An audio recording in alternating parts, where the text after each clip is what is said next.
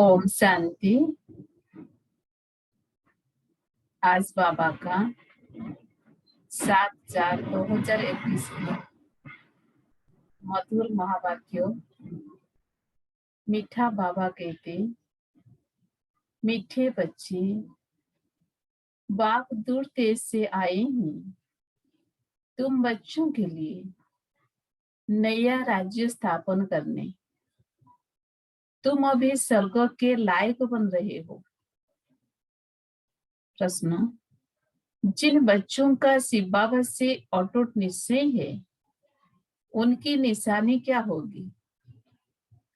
उत्तर, वो आंख बंद करके बाबा की श्रीमत पर चलते रहेंगे।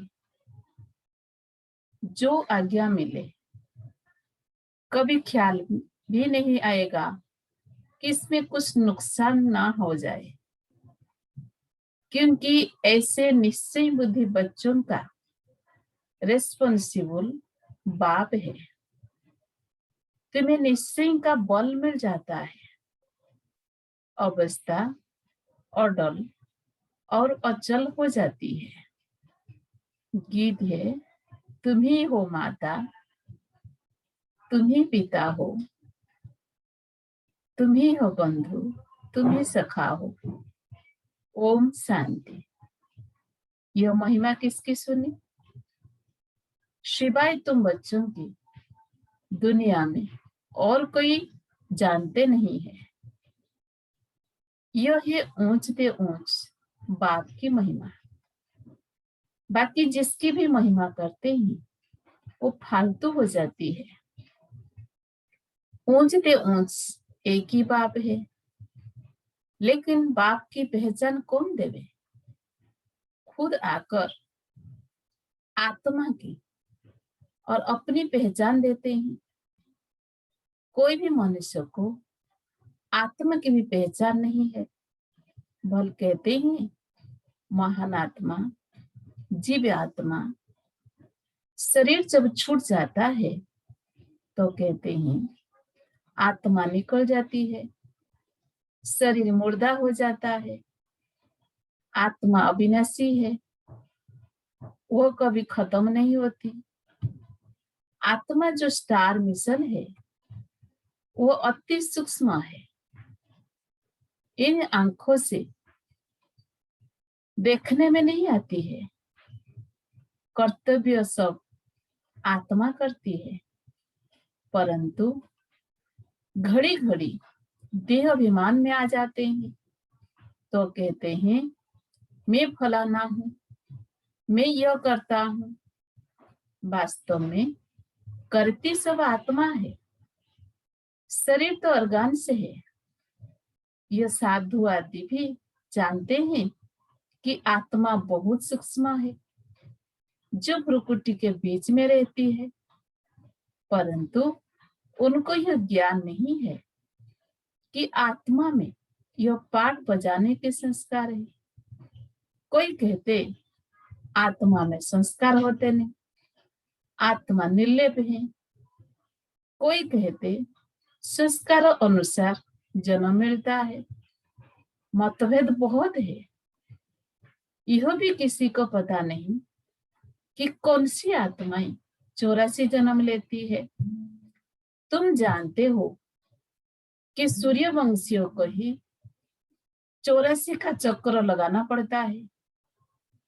आत्मा ही 84 का चक्र लगाए पतित बनती है। उनको अब पावन कौन बनाए? पतित पावन ऊंच ते ऊंच एक ही बाप है। उनकी महिमा सबसे ऊंच है। 84 जन्म सब तो नहीं लेते। पीछे आने वाले तो 84 जन्म ले न सके। सब इकट्ठे तो नहीं आते हैं। तो पहले पहले सतयुग में आएंगे सूर्यवंशी राजे और प्रजा। उनके 84 जन्म होते हैं। पीछे तो मनुष्य की बहुत वृद्धि होती है ना। फिर कोई के 83, कोई के 80 जन्म होते हैं। वहां सतयुग में तो पूरी 150 वर्ष आयु होती है, कोई जल्दी मर न सके। यह बातें बाप ही वे समझाते हैं। अब कोई परमपिता परमात्मा को नहीं जानते हैं। बाप कहते हैं कि जैसे तुम्हारी आत्मा है वैसे मेरी भी आत्मा है। तुम सिर्फ जन्म मरण में आते हो, मैं नहीं आता हूँ। मुझे बुलाते भी तब है जब पतित बनते हैं, जब बहुत दुखी हो जाते हैं तब बुलाते हैं। इस समय तुम बच्चों को शिव बाबा पढ़ा रहे हैं। कोई पूछते हैं यह कैसे माने कि परमात्मा आते हैं, तो उन्हों को समझाना है कि सब पुकारते हैं, हे पतित पावन आओ। अब वह है निराकार, उनको अपना शरीर नहीं है। आना भी है पति दुनिया में, पावन दुनिया में तो नहीं आएंगे। ऐसे समझाना चाहिए। यह भी समझाना है कि परमात्मा इतना छोटा है, जैसे आत्मा छोटी है, परंतु वो है मनुष्य सृष्टि का बीज रूप, नॉलेजफुल। बाप कहते हैं कि तुम मुझे परमपिता परमात्मा कहते हो, पुकारते हो, तो जरूर आएंगे ना। गायन भी है कि दूर देश का रहने वाला आया देश पर आए। अभी बाप द्वारा मालूम पड़ा है कि अभी हम पराये देश अर्थात रावण के देश में हैं। सत्युग त्रेता में हम ईश्वरीय देश अर्थात अपने देश में थे। फिर द्वापर से लेकर हम पराये देश पराये राज्य में आते हैं, वाम मार्ग में आ जाते हैं।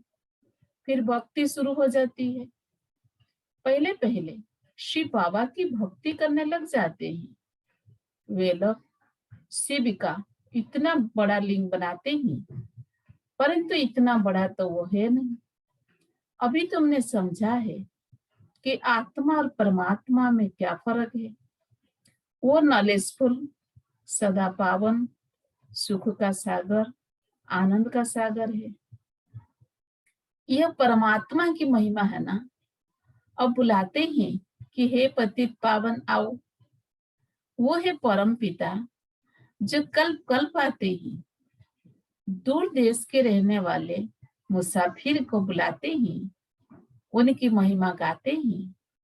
ब्रह्मा सरस्वती को तो बुलाते नहीं है, पुकारते हैं निराकार परमात्मा को। आत्मा बुलाती है कि दूर देश के रहने वाले अब आओ देश पर आए, क्योंकि सब पतित बन चुके हैं। मैं भी आऊंगा तब जब रावण राज्य खत्म होना होगा। मैं आता भी हूँ संग में, यह किसी को भी पता नहीं है। कहते भी है कि वो परम आत्मा बिंदी है। आजकल फिर कहते हैं आत्मा से परमात्मा, परमात्मा से आत्मा, आत्मा से परमात्मा हो न सके। आत्मा परमात्मा दोनों अलग अलग है। रूप दोनों का एक जैसा है, परंतु आत्मा पतित बनती है, 84 जन्मों का पाठ बजाना पड़ता है। परमात्मा जन्म मरण रहित है। अगर आत्मा से परमात्मा कहते तो क्या सत्व प्रधान परमात्मा तमो प्रधान में आते? नहीं, यह तो हो न सके। बाप कहते हैं मैं आत्मा हूँ सर्व आत्माओं की सर्विस करने। मेरा जन्म भी नहीं कहा जाता है। मैं आता ही हूँ नरकवासियों को स्वर्गवासी बनाने। पराये देश में आए हैं अपना स्वर्ग स्थापन करने। बाप ही आकर हमको स्वर्ग का लायक बनाते हैं। यह भी समझाया है कि और आत्माओं का पाठ अपना अपना है। परमात्मा जन्म मरण रहित है, आते भी जरूर है, तब तो शिवरात्रि मनाते हैं। लेकिन वह कब आए यह कोई नहीं जानते। ऐसे ही शिव जयंती मनाते आए हैं, जरूर संगम पर आए होंगे स्वर्ग स्थापन करने, पतितों को पावन बनाने। जरूर संगम पर आएंगे ना। पावन सृष्टि है स्वर्ग, कहते हैं पतित पावन आओ। फिर जरूर पति दुनिया के विनाश का समय होगा, तभी पावन दुनिया स्थापन करेंगे। युगे युगे तो नहीं आते। बाप कहते हैं मुझे संगम पर ही आकर पति दुनिया को पावन बनाना है। यह पराया देश है, रावण का देश। परंतु यह कोई मनुष्य थोड़ी जानते कि रावण का राज्य चल रहा है। कब से यह रावण राज्य शुरू हुआ, कुछ भी पता नहीं। पहली पहली मुख्य बात, आत्मा और परमात्मा का राज समझाना है। फिर समझाना है कि वह कल्प के संगम युग पर आते हैं पावन बनाने। यह काम उनका ही है, न कि श्री कृष्ण का। श्री कृष्ण तो खुद ही 84 जन्म ले नीचे उतरते हैं। सूर्यवंशी सब नीचे उतरते हैं। झाड़ आधा ताजा आधा पुराना थोड़ी होगा। जड़ जड़ीभूत अवस्था सबकी होती है। कल्प की आयु का भी मनुष्यों को पता नहीं है। शास्त्र में लंबी चौड़ी आयु दे दी है, यह बाप ही बैठ समझाते हैं। इसमें और प्रश्न उठ न सके। रचता बाप सच ही बोलते हैं। हम इतने बीके हैं, सब मानते हैं तो जरूर है, तब तो मानते हैं। आगे जब निश्चय होगा तो समझ में भी आ जाएगा। पहले पहले मनुष्यों को यह समझाना है कि परम पिता परमात्मा निराकार दूर देश से आए हैं, परंतु किस शरीर में आए, सूक्ष्म वतन में आकर क्या करेंगे। जरूर यहाँ आना पड़े। प्रजापिता ब्रह्मा भी यहाँ चाहिए। ब्रह्मा कौन है, यह भी बापट समझाते हैं। जिसमें प्रवेश किया है वो अपने जन्म को नहीं जानते थे, तो बच्चे भी नहीं जानते थे। बच्चे भी तब बनते हैं जब एडॉप्ट करता हूं। मैं इन साकार सहित बच्चों को समझाता हूं कि क्या तुम अपने जन्म को भूल गए हो। अब इस सृष्टि का चक्र पूरा होता है, फिर रिपीट होगा। मैं आया हूं पावन बनाने के लिए, राज्य को सिखाने। पावन बनने का और कोई रास्ता नहीं। अगर यह राज मनुष्य जानते तो गंगा आदि पर स्नान करने, मेले आदि पर जाते नहीं है। इन पानी की नदियों में तो सदैव स्नान करते रहते हैं। द्वापर से लेकर करते आए हैं। समझते हैं गंगा में डुबकी मारने से पाप नाश होंगे, परंतु कोई कभी पाप नाश नहीं होते हैं। पहले पहले तो आत्मा और परमात्मा का राज बताओ। आत्मा ही परमात्मा बाप को पुकारती है, वो निराकार है। आत्मा भी निराकार है। इन ऑर्गन्स द्वारा आत्मा पुकारती है। भक्ति के बाद भगवान को आना है, यह भी ड्रामा में पाठ है। बाप कहते हैं मुझे नई दुनिया स्थापन करने आना पड़ता है। शास्त्र में भी है कि भगवान का संकल्प उठा तो जरूर ड्रामा प्लान अनुसार संकल्प उठा होगा। आगे इन बातों को थोड़ी समझते थे, दिन प्रतिदिन समझते जाते हैं। बाप कहते हैं मैं तुमको नई नई गुह्यते गुह्य बातें सुनाता हूँ। सुनते सुनते समझते जाते हैं। आगे ऐसे नहीं कहते थे कि शिव बाबा पढ़ाते हैं। अब तो अच्छी रीति समझ गए हैं, और भी समझने का बहुत पड़ा है। रोज समझाते रहते हैं कि कैसे किसको समझाना चाहिए। पहले यह निश्चय करें कि बेहद का बाप समझाते हैं तो जरूर सत्य बताएंगे। इसमें मुझने की भी बात नहीं है। कई बच्चे पक्के हैं, कोई कच्चे हैं। कच्चा है तो कोई को समझा नहीं सकते हैं। ये तो स्कूल में भी नंबरवार होते हैं। बहुतों को संशय पड़ता है कि हम कैसे समझे कि परमपिता परमात्मा आकर पढ़ाते हैं, क्योंकि उन्होंने बुद्धि में है कि श्री कृष्ण ने ज्ञान सुनाया और पति दुनिया में तो कृष्ण आ नहीं सकता। यह उनको सिद्ध करो कि परमात्मा को ही आना पड़ता है। पति दुनिया और पतित शरीर में बाप यह भी समझते हैं कि हर एक की अपनी अपनी बुद्धि है। कोई तो झट समझ जाते हैं, जितना हो सके समझाना है। ब्राह्मण सब एक जैसे नहीं होते हैं, परंतु देहाभिमान बच्चों में बहुत है। यह बाबा भी जानते हैं कि नंबरवार है। डायरेक्शन पर बच्चों को चलना पड़े। बड़ा बाबा जो कहे वो मानना चाहिए। गुरु आदि की तो मानते आए हो। अब बाप जो स्वर्ग में ले जाने वाला है, उनकी बात तो आंख बंद कर माननी चाहिए, परंतु ऐसी निश्चय बुद्धि है नहीं। भल उसमें नुकसान हो व फायदा हो, मान लेना चाहिए। भल समझो नुकसान भी हो जाए, फिर भी बाबा कहते हैं ना, हमेशा ऐसा समझो कि शिव बाबा ही कहते हैं।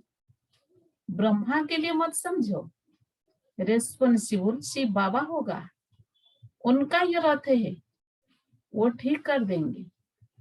कहेंगे कि मैं बैठा हूं। हमेशा समझो कि शिव बाबा ही कहते हैं। ये कुछ नहीं जानते, ऐसे ही समझो। एक तरफ तो निश्चय रखना चाहिए। शिव बाबा कहते हैं, मेरा मानते रहो तो तुम्हारा कल्याण होता रहेगा। ये ब्रह्मा भी अगर कुछ कहते हैं तो उनका भी रेस्पॉन्सिबल मैं हूं। तुम बच्चे फिक्र नहीं करो। शिव बाबा को याद करने से अवस्था और ही पक्की हो जाएगी। निश्चय में विक्रम भी विनाश होंगे, बल भी मिलेगा। जितना बाबा को याद करेंगे उतना बल जास्ती मिलेगा। जो श्रीमत पर चल सर्विस करते हैं वही ऊंच पद पाएंगे। बहुतों में देहाभिमान बहुत रहता है। बाबा देखो सब बच्चों से कैसे प्यार से चलता है। सबसे बात करते रहते हैं। बच्चों से पूछते हैं कि ठीक बैठे हो, कोई तकलीफ तो नहीं है। लोभ होता है बच्चों के लिए। बेहद के बाप को बच्चों के लिए बहुत बहुत लोभ है। जो जितने श्रीमत पर सर्विस करते हैं उस अनुसार लोभ रहता है। सर्विस में ही फायदा है। सर्विस में हड्डियां देनी है। कोई भी काम करते रहेंगे तो फिर दिल पर भी रहते हैं कि यह बच्चा फर्स्ट क्लास है, परंतु चलते चलते किसी पर ग्रहचारी भी बैठती है। माया का सामना होता है ना, ग्रहचारी के कारण फिर ज्ञान उठा नहीं सकते। कोई तो फिर कर्मणा सेवा अथक होकर करते हैं। तुम्हारा काम है सबको सुखधाम का मालिक बनाना, किसी को दुख नहीं देना। ज्ञान नहीं है तो फिर बहुत दुख देते हैं। फिर कितना भी समझाओ तो समझते नहीं है। पहले पहले समझानी देनी है आत्मा और परमात्मा की। कैसे आत्मा में 84 जन्मों का पाठ भरा हुआ है, जो अविनाशी पाठ है, कभी बदलने का नहीं है। ड्रामा में नूंधा हुआ है, ये निश्चय वाला कभी हिलेगा नहीं। बहुत हिल जाते हैं। पिछाड़ी में जब भंवरों को आग लगेगी तब अचल बन जाएंगे। अभी तो बहुत युक्ति से समझाना है।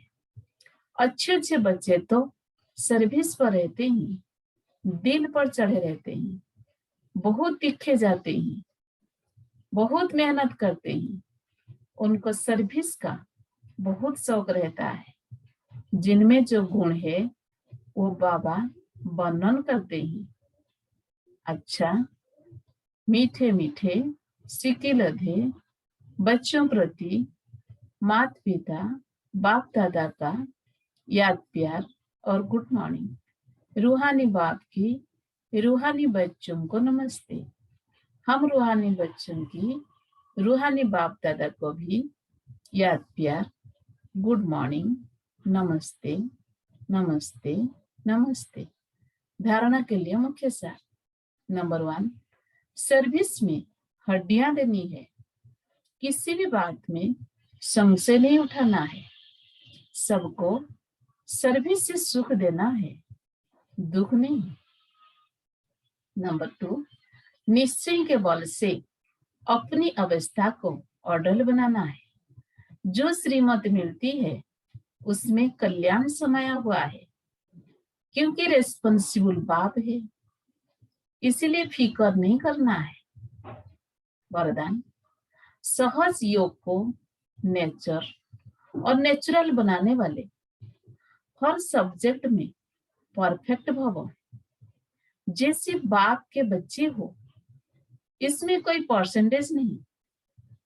ऐसे निरंतर सहज योगी व योगी बनने की स्टेज में अब परसेंटेज खत्म होनी चाहिए, नेचुरल और नेचर हो जानी चाहिए। जैसे कोई की विशेष नेचर होती है, उस नेचर के बस न चाहते भी चलते रहते हैं, ऐसे यह भी नेचर बन जाए। क्या करूं, कैसे योग लगाऊं, यह बातें खत्म हो जाए तो हर सब्जेक्ट में परफेक्ट बन जाएंगे। परफेक्ट अर्थात इफेक्ट और डिफेक्ट से परे। स्लोगन, सहन करना है तो खुशी से करो, मजबूरी से नहीं। सहन करना है तो खुशी से करो, मजबूरी से नहीं। ओम शांति।